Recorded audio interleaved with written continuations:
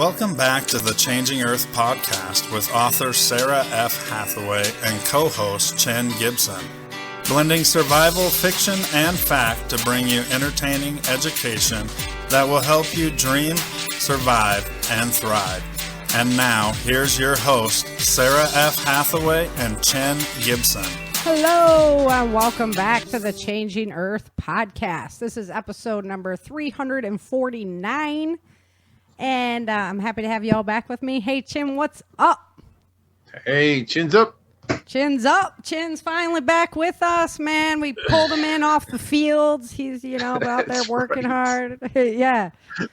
Swinging the hoe. With the garden tools. Yeah. Uh-oh. I think your wife's going to be too happy about that one. Oh, man. Out of the mouths. So we kind of switched roles a little bit. I'm like in suburbia now with my nice maintained garden, and now you're out in the sticks, just I'm out in the woods. I know. I told Sarah. I said, Sarah, we need to get our show topics a little earlier in the week so I have time because, I'm outside all day. I'm not in front of my computer like I used to be. Oh man, yeah. It's just so many projects at once. So many projects. So I'm just like, comes to Sunday, I'm just like, okay, I got to get ready for this podcast. Well, I got to learn me some stuff.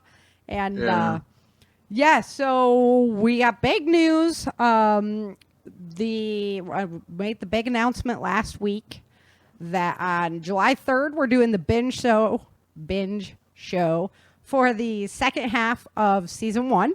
We're going to have live giveaways, or we're going to have giveaways to the live chatters on there. I'm going to give away definitely a whole book series. And that's it. That's like over $100 value, guys. And then give away some singles as well. And hopefully the other hosts are coming on and they're going to be doing some giveaways, things like that. So that is going to be a ton of fun. You got to get over to PBN and get signed up so you can go into the live chat. Come on and hang out with us. PBN is a great place to be. We just got over 1 million downloads on the PBN network. So, yay. Look at that. That's insane. Yeah, we're going to be celebrating that Wednesday night on the I Am Liberty show. So I'm going to take a night from working out, if you can believe that. I'm going to undiscipline myself for a night. Oh, you beat me. Discipline. Right? You beat me. Thus the topic. But, when celebration calls, you got to show up. So we're doing that on Wednesday, and then on July 3rd, that is when the next season of the Changing Earth audio drama comes out. Guys, I've been working so hard on this, so I cannot wait to share it with you. I'm still working hard on this. July 3rd or July 10th? Oh, I'm sorry, July 10th. July 10th. July 3rd is the big binge, getting prepped for. Yeah. Yes, and then July 10th. Thank you, Chin, for fact checking me. That's why you're so important. Yeah, that's my job. Yeah, so I get paid the big bucks. That's right. I got your new car. Around in my Ford Bronco. That's right. So, July 10th. That's what we go on. Okay, funny story. So we were out trying to rustle up little piglets, and my wife's like, "Oh, we need to go get your Bronco. That'll help us rustle it up."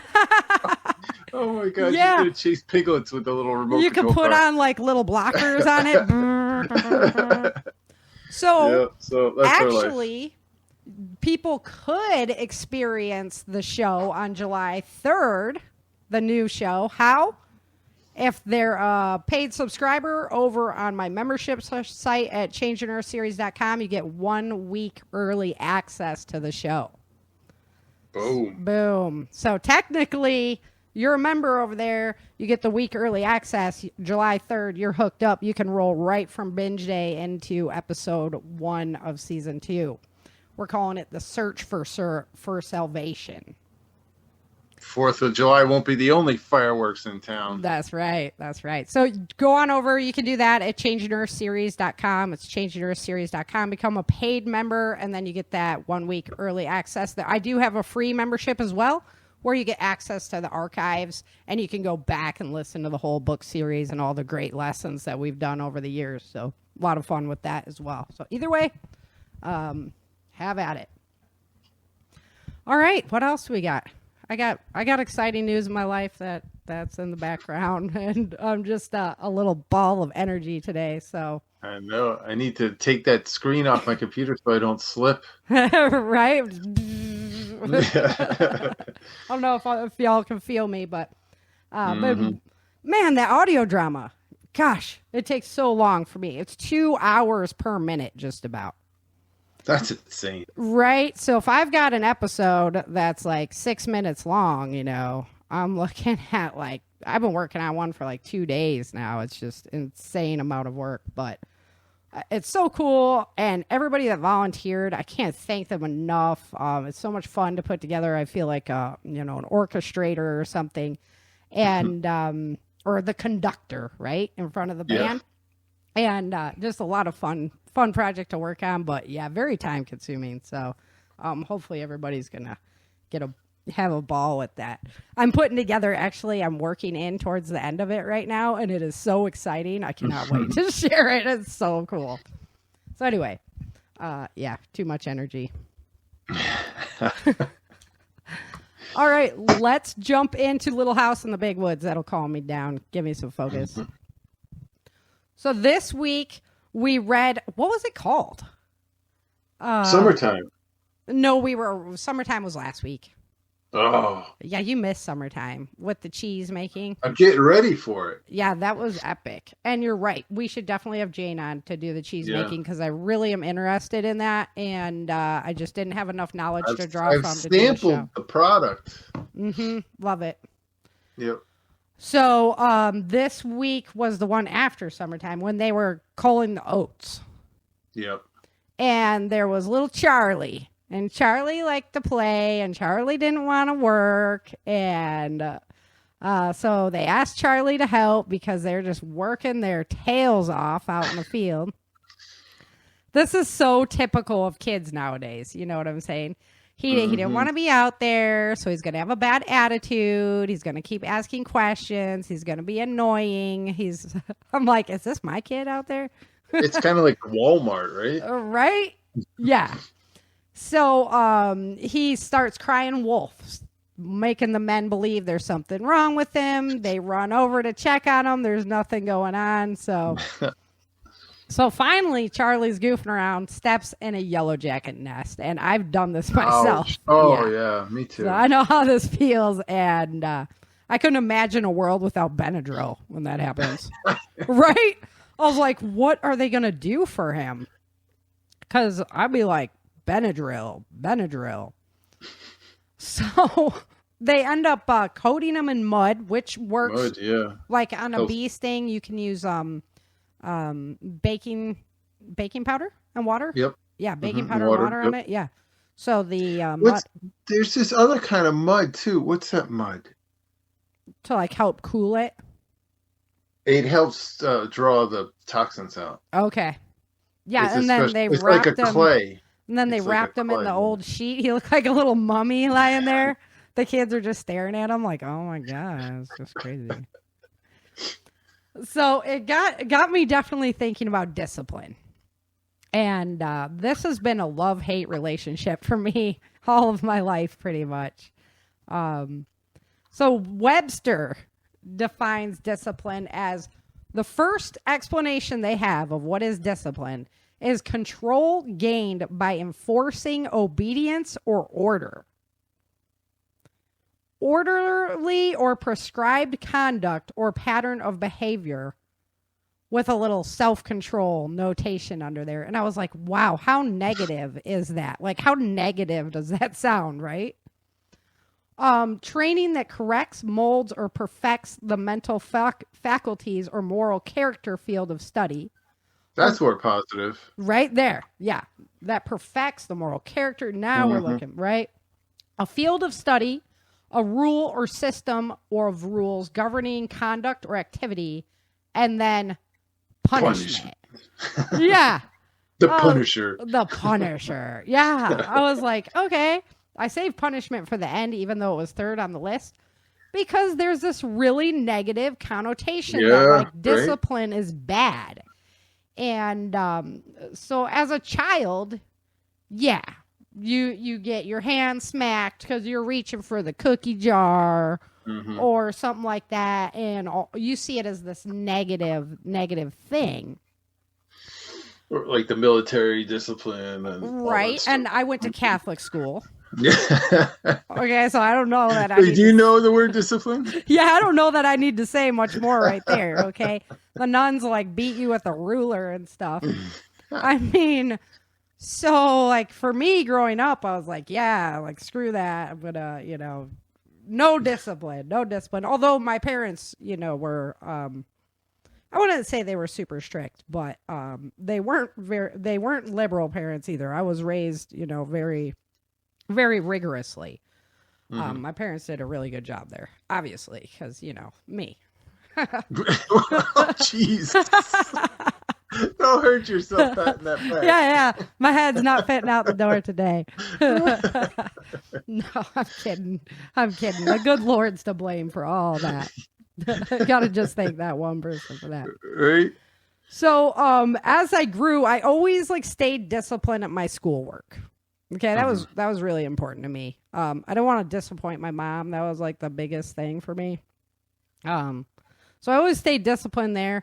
But as far as rules of the school or man-made laws, I was like, yeah, I think we can stretch that one a little bit. Rules are meant to be broken. Yeah. You were a free thinker, huh? Yeah. We're thinking outside the box. So as a young adult, I still stayed focused on school, and I still challenged the rules that were in front of me, even though, thankfully law enforcement never found out about some of those things. But then I became a parent. And, you begin to understand that if you don't, if you're going to carry that negative connotation from when you were a child as a parent, you're going to have some big problems. And in our opinion, we always believe that if our child didn't listen to us when he was 2, well, then he sure the heck ain't going to listen to us when he's 16, right? Right. Yeah.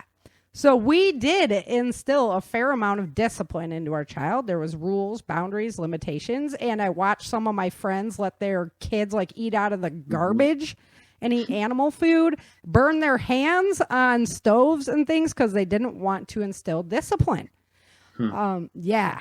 So I was very, I began to understand how discipline works for keeping your children safe, keeping the people you love safe, making them a better person, It's interesting how time opens up our perspective, right? As your brain, and you get more wisdom, and you get more experiences. More experiences under your belt to draw from.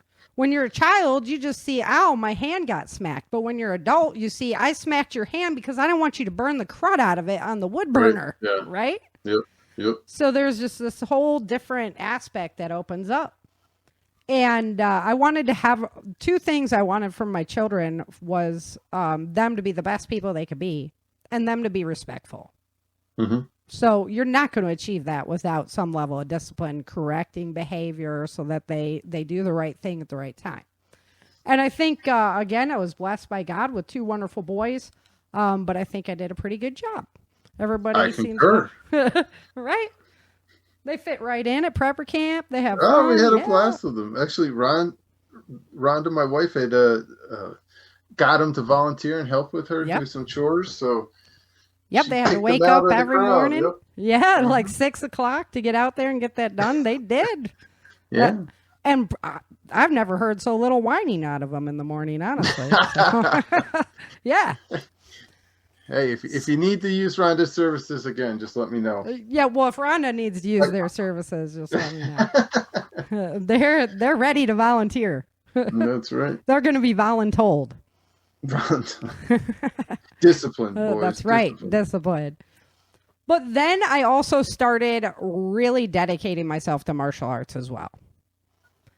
In martial arts, you cannot be a martial artist without discipline. It just is hand in hand. So actually, the fact that I wanted to fight, that I wanted to go kind of outside of the box is what led me to martial arts. where I received this firm lesson in discipline and, self-control and bettering myself. So it worked out really, really well. And if you think you're going to advance as a martial artist, you have to have discipline. You have to train, you have to practice, you have to work hard, and you're not going to get there if you don't do those things. So then when you get your black belt in martial arts, the reason why black belts are significant, it's not because you can go onto the internet and order. I mean, anybody can order a black belt, right? I've got a few in the closet. Yeah, right, you can. So the reason why it's so significant for a martial artist is because you've reached the level where you can self-train now. It's expected that you are disciplined enough to train yourself, to keep practicing yourself, to work on this yourself. So the instructors above you understand that they don't have to put the same amount of conditioning into you anymore because you have reached a level where you are supposed to wear the yoke of responsibility and help others attain the level that you have. That's why black belts usually have black collars as well, because it's the yoke of responsibility. So it was an incredible experience for me. Love martial arts. If I had the free moment, I would definitely be opening my own school, and I still have that on the horizon, because being able to help people of all ages attain different goals that they have when they enter that environment is just so rewarding. So I really still encouraging you to go check it out. But this also translated into other aspects of my life. So I used to go to a class to train because I was held accountable by other people as well. Mm-hmm. Right? It wasn't just myself, like holding myself accountable. But now I can hold myself accountable. I've developed that discipline to make sure that I do that because that's what I want. That's to make my body stay healthy. It also translates into work life. Just the amount of discipline, you got to get the work done, you got to get the time in, and then you can chill and relax. But until the work's done, that time's not coming. And then it's also helping with me achieve my dreams. I mean, I've been podcasting every week for like 6 years. That is, it's longer than, I don't even know anymore. A lot of years, right? And it takes a big commitment to everybody that's listening, because you guys expect my show to be there. You expect to learn something each week. You expect to have this new nugget of information, and I want to provide that to you. So that's a huge discipline on my shoulders. And now I got Chin roped into it too. He got voluntold. So no, don't stop. How can I help? Yeah. Mm-hmm. Right? Yep. I was ready to give because it was just too much. And, God always works in mysterious ways. But, and thank God he connected us together. But yeah. So staying committed, staying dedicated, this is all discipline. This all takes work, and that's the only way you're going to achieve your goals. Like people who have success, you get to see like the end result of all of that work that went into that, and you think it's easy, and then when you start out on the road and you're like, wow, this is really challenging. Wow, these people are saying really mean things about me, or this, that, and the other. It's a challenge, and you have to be disciplined. You have to want it, and you have to keep striving for it no matter what. So my opinion now, as a 40-pluser, I'm sure I'm turning 40 again this year, by the way. I'm sure of it. So now I believe that discipline with good intentions is not negative. It is not. It doesn't always feel warm and fuzzy, right? Trying to help people achieve more than what they are inside. Anytime a person's going to grow, it's going to hurt a little bit. When you're like working out, you get sore, right? That's because your muscles have to break down to be better. The same thing happens emotionally. To grow, you're going to get a little sore first, and then you get to grow from that experience. So being that mentor, being that person that's helping people find discipline in their own life or with your children is not always a warm and fuzzy feeling. However, when done with good intentions to help them strive to be the best they can in self-discipline and self-control themselves, it's a good thing. Pays off in the long run. It sure does. Yeah. But isn't that true with like a lot of things in life? I mean, you could just mope around on the couch and watch TV or watch a movie and think, oh, this is great. I'm having a good time. But in the long run, you're better off doing something productive. You're better off having that discipline you'll be better off. You'll be further ahead in the long run. And you'll grow yourself. Mm-hmm. Yep. Instead of remaining stagnant.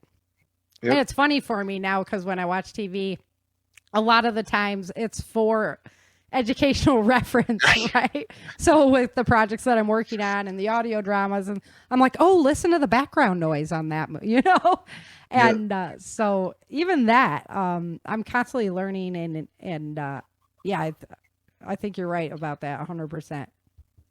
100%. So your own self-discipline will help you help others. If you're not disciplined in your goals, you're not an example. You're not setting that example. Then nobody's going to follow you. Nobody's going to understand. And when you try and discipline others, they're going to be like, yeah, right, because you don't even do it. Right? Lead by example, huh? Lead by example. So it keeps people safe, teaches respect, healthy habits. Sometimes that's where I struggle. Because I told you it's a love-hate relationship. So I still have some unhealthy habits. I'm not going to lie. But, we're all a work in progress. So the Gemini. It seems like life is so set up to be the easy way out or the quote unquote fun way out is usually not the best way forward. No. It's like, how is that? Why can't be like eating vegetables be so much better than eating a candy bar, Right? Why can't the candy bar be the nutritious? So yeah. Yes. It's like, come on. What did you do that for? Well, I could go all biblical on you on why that is, but we're not going to go there. Yep. But because that's discipline's what we got to learn, so we can keep our sanity. So this brings me to some reflections on society. So here we go. Here's the Sarah rant on society. Yeah. So the negative connotation of discipline, in my opinion, and cases of like child abuse and things like that caused the pendulum to swing too far the other direction.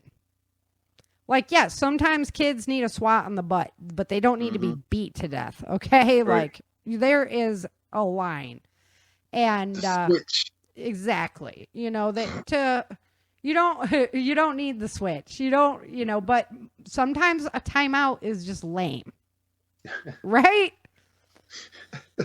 I mean, go put me in the corner. So when I was in Catholic school, I got timeouts. You know what I had to do in Catholic school? I had to hold a pile of books in my arms while looking into the corner. Yeah, it wasn't just like sit in the chair and have a happy day. It was like, don't let the books you had your drop. own gym. Yeah, I know. Tell me. That's how I was always so strong. So I'm holding all them books. I had to write. You started cross training before cross training was a thing. Exactly. I had to write like 100 times on the chalkboard. I won't do blah blah blah. I had to write it like 1,000,000 times in notebooks. No wonder I'm such a good writer. So thank you, Sister Dwayne. She was one of my nuns. Sister Dwayne, no doubt. So, so this pendulum kind of swung too far the other way. And now we have this situation where this lack of child discipline allows children to grow into adults that have this really inaccurate view of what society is. Yep. So they don't understand that when you make the wrong choice, I'm going a little Swenson here. When you make the wrong choice, there are consequences to those actions. Put your hand up on the desk. Right? Like, there are going to be consequences. You can't just, run around like crazy. And, for example, my husband, didn't put a seatbelt on one day. and we were driving down the freeway and we got pulled over. Brock gets a ticket for not having a seatbelt on. And I'm like, see, Fletcher? Even adults have to follow the rules. Or he was doing that to give an example for his children. Yeah, I know. He was so kind doing that. So, yeah, that's one of the biggest problems that I'm seeing with the adults growing up out of this world that lost a firm sense of discipline. Parents then are looking to external sources for discipline. I know this because I taught martial arts for a lot of years. And you have these parents that bring in kids that are like these wild little animals, you know. And no, I'm not kidding. And then you have to you have to line up in class. You have to do this. I don't want to do that. Well, that's what you're going to do while you're So you have to set the tone really immediately with these kids and let them know that here it's going to be discipline and it's not going to be any other way. But one of the most ironic things is that once these parents are looking for these external sources of discipline, and then once that discipline gets applied, they get offended and angry about it. Yeah. Yeah. And it's like, you didn't do it on your own. The child needs this to grow and be a better person. You recognize that, but now you're going to get offended when somebody else does it. You know, that was your job to do when they were much younger, you know? So that's an interesting aspect as well. And it's because the child comes home hurt. You have to hurt to grow, right? The child comes home hurt, cries to mom. Mom's going to be mama bear and or dad. Then they're going to be mama, papa bear, and they're going to put up the defense, and then they come to you. Well, why did you do that? Well, you know, these are the rules, and this is what it is. So that's a very interesting situation as well. So I see what some of the schools are dealing with on this aspect. Mm-hmm. It also created a really crummy workforce. Okay, I'm just going to lay it right out there. 9 to 5. Right. Okay, my husband manages all these 20-year-olds and stuff, and these children that were raised without discipline get to work, and they're like, oh, I'm just going to get paid to be here. Well, no, you have to do your job. Well, I did my job. Okay, well, your job sucked, and we have to go back 4 times to fix your job. Oh, well, it's not my fault. I did the best I could. I deserve a participation award. No, you don't. Because I didn't get paid. You don't get paid. You know? Here's your reward. It's a pink slip. Yeah. I mean, it created these unrealistic expectation of kids coming into the workforce where you need a work ethic to succeed and do good in life. That's what it's all about. You know, when you're hired, you're expected to meet certain criteria. And then they falter and they claim that they're the victim because they don't know how to discipline themselves and change. I really believe that is the root problem with a lot of our workforce these days. Because, work's never fun. I mean, but you can make it fun. It's all in how you look at it. You put a smile on your face and have a good day and know that that's what's expected of you. And this is going to pay the bills. And then it just goes by, I mean, or find a job you enjoy. I happen to enjoy my job. So I'm trying to put myself in shoes where you don't like your job, but find another job then. Find something you can tolerate. But do it well. Do it to the best of your ability. Be disciplined, Mm-hmm. Yeah. Yeah, you're expected to work, not do half job. A lot of people are doing half job these days, which is sad. I don't know if it's always been that way. And, I'm 40 and I'm just speaking with I listened a lot to my grandparents talk and learned a lot from my great-grandparents. And so this is the only reference I have to draw off of. But in my opinion, it seems like the workforce is getting very much more slackened, and I think that's because of lack of discipline as children. Yep, I agree. So at the home, people are also getting more unhealthy because they don't have the discipline to exercise or follow healthy eating habits. this is where like I have some unhealthy habits too, but I definitely exercise and try to eat well. And yes, I eat cake once in a while, and I have sodas once in a while, because you know what? Tomorrow might be Armageddon. So you might as well have fun while you still can, because you never know what tomorrow's going to bring. However, you know, a little bit of discipline goes a long way. So instead of drinking that 6-pack of beer, you have a beer. Or, you know, I don't drink at all, but for all the drinkers out there that do, or I do rarely, very rarely, I let the discipline down. Yeah. But yeah, so I think that the lack of discipline is definitely reflecting at home as well. People aren't growing gardens or preserving their own food because this takes time, commitment, and discipline. Right? You've been out there toiling. Toiling. Yes, I have. Right? I toil now. Yes, you toil. You toil. It is not easy work. You're shoveling, you're digging, you're you know. But it's good for the soul. It's good for the soul. It is. It's so peaceful to be outside, and but it does take commitment and discipline. I've had gardens before where, you know, I planned on canning way more than I did, and I slacked. And then my whole bag of cucumbers went bad or something. You know, those are the moments when you're like, oh my gosh, I can't believe I did that. I just wasted that. And, you know, because of my lack of discipline. So obviously everybody's a work in progress, but it takes a lot of time, commitment, and discipline. But man, we need to do it right now more than ever. And then I'm just going to throw this in there because I believe that the lack of values is one of the major problems as well. But because of the discipline involved with following the word of God, a lot of people don't do it anymore because it just takes too much commitment to learn what he was trying to say to you, and to try and live in the light of the Lord and live a good existence takes a lot of discipline. And so it's my belief that because of the lack of discipline, that's why we've lost sight of God in a lot of ways. Where you know, back 100 years, that was a much different story. So once we have this undisciplined population, so we can agree, right? We have this undisciplined population. America has been kind of lazy, not paying attention. Have you seen the last few summers?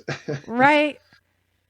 Yeah, exactly. Going a little crazy, very not respectful, very undisciplined population. So when we have this undisciplined population, and speaking of the last few summers, what do people do? They cry out for somebody else to provide the discipline.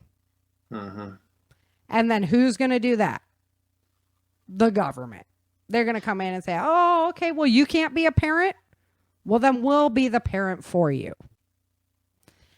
And it is kind of the natural way of things. You know, if you can't self-regulate, then you have to have somebody who's going to regulate, or you have chaos on the streets. Right. Wow. I think I know this book where that's like the main theme of it. I can't remember. I think it's called like the Changing Earth series or something like that. Anyway, so this, I don't know. TJ had a lot of discipline. TJ had a bunch of discipline. But boy, does he bring chaos in his wake. Yeah. No, he brings order in his wake. It's just, you know, applied with a heavy hand. So that would be the negative discipline that I'm talking about. Great example. We have Bennett, who's like the positive discipline. Be a better person. And we have Swenson, who's like the over the top. Okay, that's a little too much discipline, right? Walking our fine line. So now we have undisciplined politicians. These same people who were the kids who didn't receive discipline now run the country. The people are crying out for somebody to apply discipline, but they really don't know how. So they're just allowed to run amok, just focused on their own selfish goals rather than the good of the people who elected them, because they don't have discipline. They don't know how to be self-motivated and self-regulated. And there's nobody there to keep them in line. There's no consequences for their actions. So why would they ever change? You know, greed corrupts the undisciplined. Greed will corrupt anyway, but when you have undisciplined people, it's going to be even worse. And then the lack of accountability. Now, like I said, there's no person, there's no thing, there's no body there to stop them because nobody has the discipline to lay down the regiment. And what can be done, you know? We know about a lot of really evil things that have happened within our government. A lot of things that people should have been held accountable for. But when there's nobody there to hold you accountable, then why would you ever stop doing them? Just kind of where we are. Yep. So I agree. I think it changes, you know, because you got to break everything down to the local, to the microcosm before you can make the change on the large scale. And I think it changes right at home with our own families, with ourselves, our own attitudes, our own mental attitudes. Oh, that was weird. I had a weird ding dong in there. Would you call me? No. Boy, this work environment's getting hostile. My computer is ding dogging. Right during the discipline, it's like, yeah, nah, we don't want any of that, Sarah. Keep that stuff over there. So that's fine. So discipline is not about submission. Discipline is about self-control, self-motivation, dedication, perseverance, goal achievement. Like I mentioned before, it doesn't always feel soft and fluffy. It's not even easy to like discipline yourself. And then you have to be careful that you're not like over disciplining yourself. Like, I didn't go work out today. And I can't believe I'm such a lazy POS because I didn't go work out today. And These are things that I actually tell myself. And so you have to be careful that you don't overdo it or else you can run yourself ragged as well. You have to be able to celebrate achievements along the way. That's why goals are important. All right. Are we all feeling disciplined? Yes, ma'am. Yes. Yes, sir. We're ready to go. We're ready to lock step out there. Sound off. Yep. But, you know, like I say, it's not even about, it's about that. It's about yourself and about motivating yourself and staying true to yourself and your values. All righty. Well, there you go, guys. We're very disciplined and we're going to get out of here on time. Bringing it back around. Yep. Always bringing it back. Bringing it back. So I love the feedback, guys. That was great. I had like more feedback on the last show than I have in so long. Love to hear it. Please feel free to contact me. My website is changingearthseries.com. Become a member, show your support. That's always awesome. And come chit chat with me. I'm usually available. I try to stay very disciplined and keep in correspondence and everything. Yeah, I'm gonna run that one into the ground. I know. Good thing it's not a drinking game. Right? Now that's at Christmas time. So, well, Chin, thank you for joining me.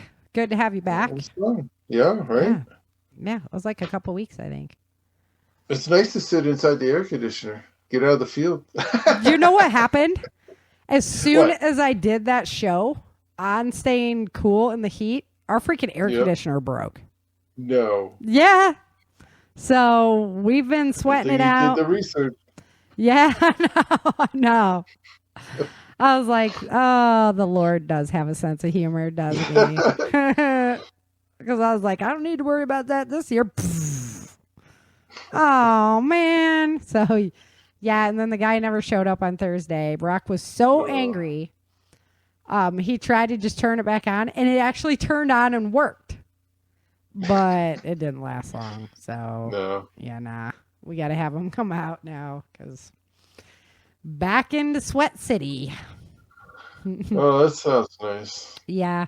It's only going to be the hottest week yet. So it shouldn't be a big deal. And we didn't set up the pool because of Ragnar. He's just loves water so much. I'm afraid he's going to pop it. So I want to wait a year till he's a little bit older, because he's just mayhem right now. So, yep, we're sweating to the oldies. There you go. Mm-hmm. All right, guys. We will see you next week. We've got a cool episode coming up, and I actually know what we're doing next week because Chin made me pre-plan. Made me become more disciplined. Yeah. Thanks. Appreciate that. All righty. Until next time, remember, dream,